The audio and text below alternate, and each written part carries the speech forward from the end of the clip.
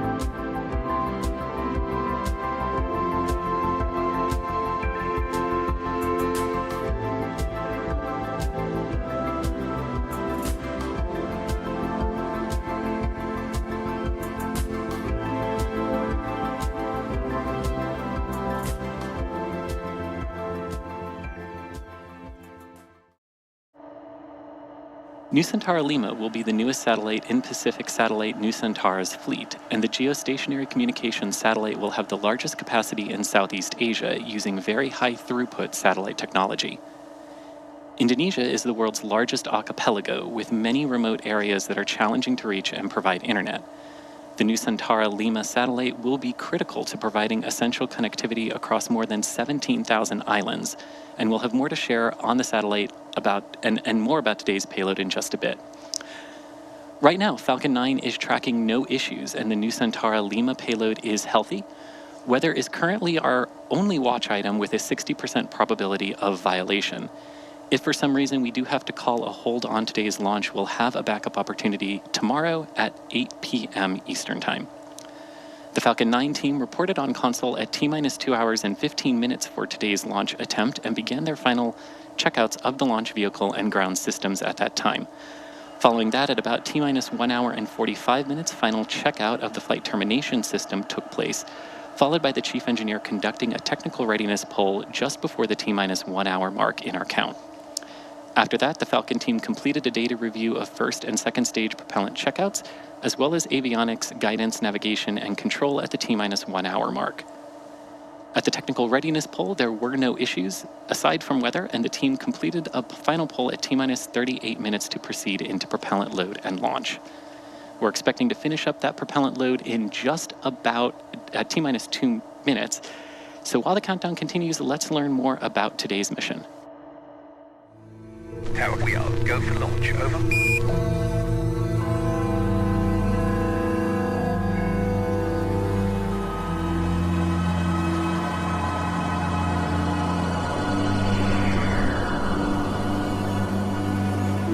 From Sabang to Merauke, from Miangas to Rote, Indonesia is a vast nation. More than 17,000 islands bound by the sea, separated by distance.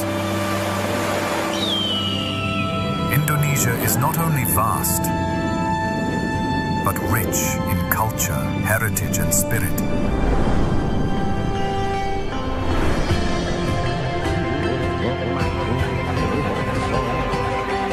Thousands of stories, melodies, and traditions to share with the world.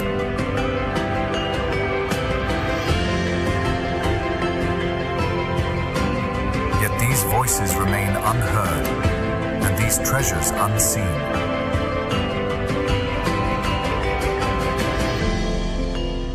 In this island nation, terrestrial networks cannot always reach. Between islands, signals fade, information stops, dreams wait in silence.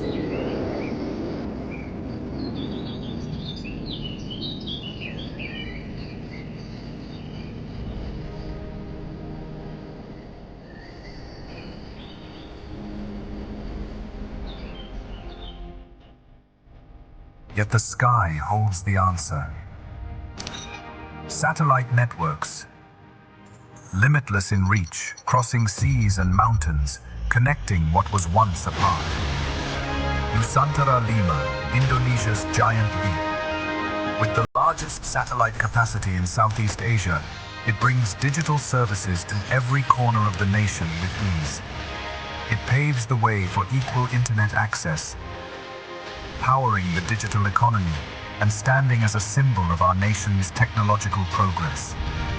More than that, it bridges cultural differences across archipelago and opens a window for Indonesia to share its heritage with the world.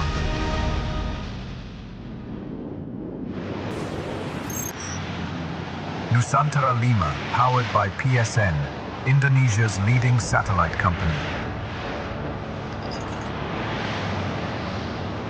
Continuously ushering the nation into the era of digital transformation. In the mission of carrying connectivity across borders, Nusantara Lima's reach spans across the archipelago to the Philippines and Malaysia.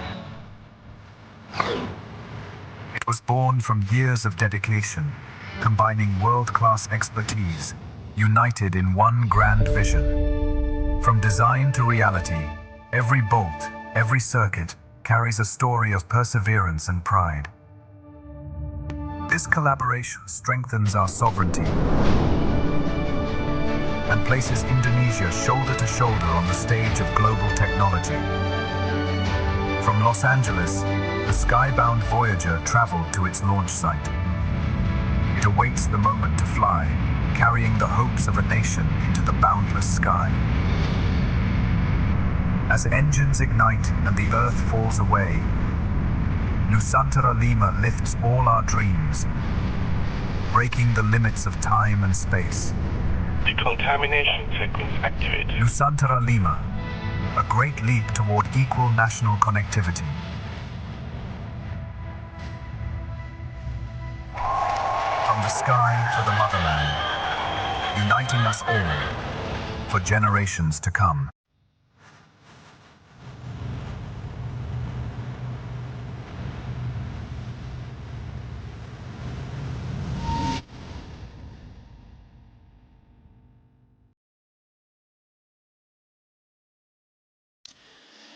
And at T-minus 5 minutes and counting, teams continue to watch the weather, specifically Anvil clouds near the launch site. While we were in that video package learning about the Nusantara Lima satellite, we also completed propellant load on RP-1 for stage 1 and stage 2. Liquid oxygen load continues into both stages of the vehicle. The next major event in our countdown will be the start of the retraction of the transporter erector, or the TE. Now, the TE is the large truss structure behind Falcon 9 on this graphic that you can see on your screen here. And it helps keep the rocket upright when it's on the pad, as well as helps during rollout and lift to the vertical position. For the retraction sequence, we will first see the clamps around the second stage open, and then the TE will begin to pivot back slowly, swinging away from the rocket. And there you can see those cradle arms opening now, just below the payload fairing.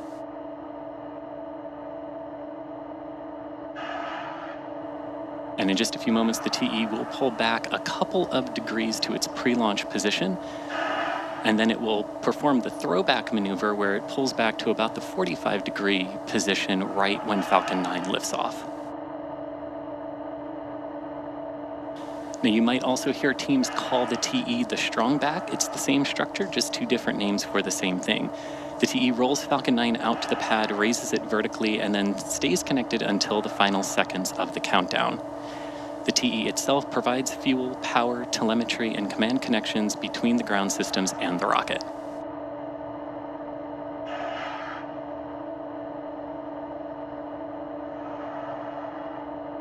Coming up here on the T-minus 3-minute mark, the team's preparing to close out loading of the liquid oxygen onto both stages of Falcon 9 here.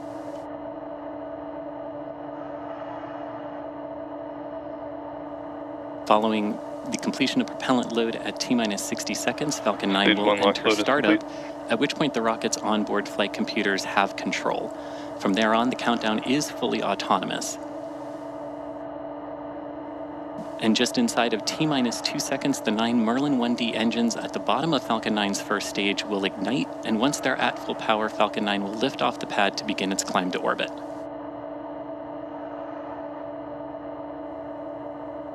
Just under 2.5 minutes now till launch. Teams continuing to keep an eye on the weather.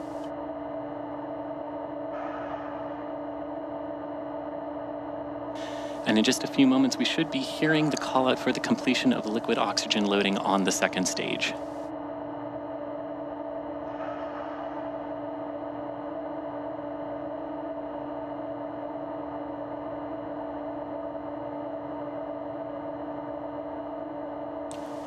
Now, you probably noticed the white clouds venting from the rocket. That isn't smoke, that's actually condensation.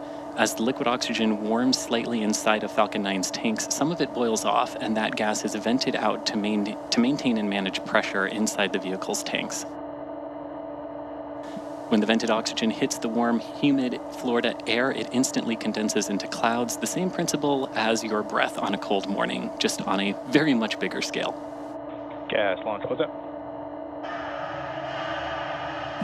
And we hear the call out there for ground gas closeout starting. That's just us preparing all of Falcon 9's ground systems for liftoff.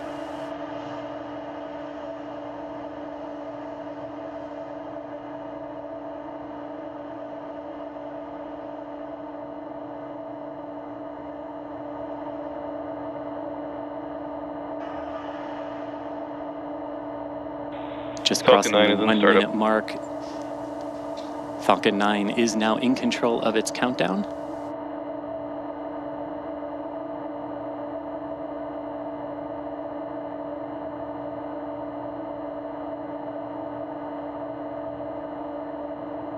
Standing by for a final weather call.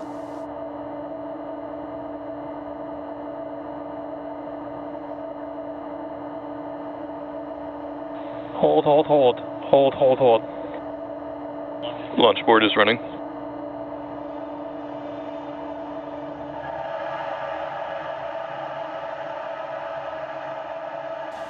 And as you just heard, we did have a hold call due to a weather violation in the area, so we will be standing down from our launch attempt tonight. The vehicle and the payload do remain in good condition and remain healthy, and we do have a backup opportunity scheduled for tomorrow on the count, with a launch we have aborted out of the count due to red range for violation of the attached anvil cloud rule, which would not clear by T0. And a little bit more information there with the violating weather condition not going to clear before T0, our anticipated launch time. So with that, we have scrubbed for today, and we do have a backup opportunity scheduled for tomorrow with an approximately 2-hour long launch window opening at 8 p.m. Eastern. If you're interested in more launch coverage, be sure to check out SpaceX.com/launches for the most up-to-date information. As always, thanks for watching, and we hope to see everyone back here for our next attempt.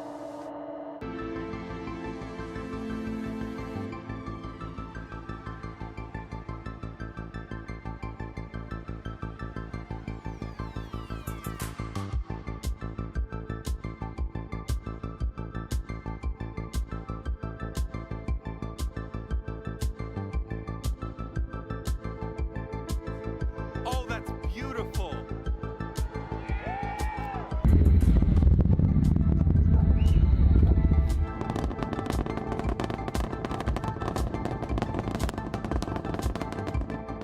And liftoff of Crew 9. Go SpaceX, go Falcon, go NASA.